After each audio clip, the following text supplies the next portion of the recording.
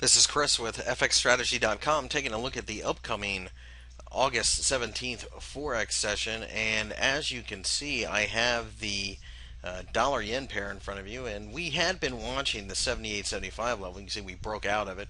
We had a nice hammer form during the Wednesday session, which suggested that we were getting a build of pressure.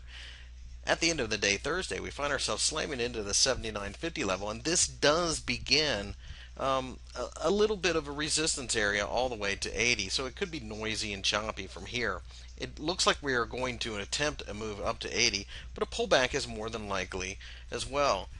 As such, it's going to be difficult to enter the trade here, but we know that 80 is a very significant point in this chart, and as such, if you are not involved to the upside yet, perhaps that's an area that you need to pay attention to, because we do have the previous high, which would be right here, of 80.60 or so, give or take a couple pips, and that would be the gateway to 84, which still leaves plenty of room to move. With this being said, this looks like range-bound trading, so if you are not in it yet, it's probably a little bit late at this point, but it definitely has a bullish flavor to it.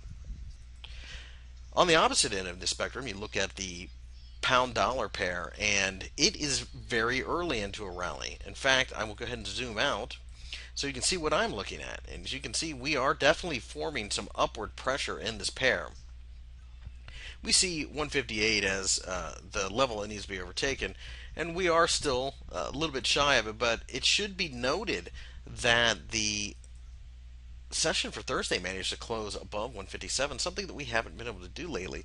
And it looks like we've just managed to pick away at the resistance enough in order to form this very bullish candle. I mean, after all, we originally did fall during Thursday to form this big green candle.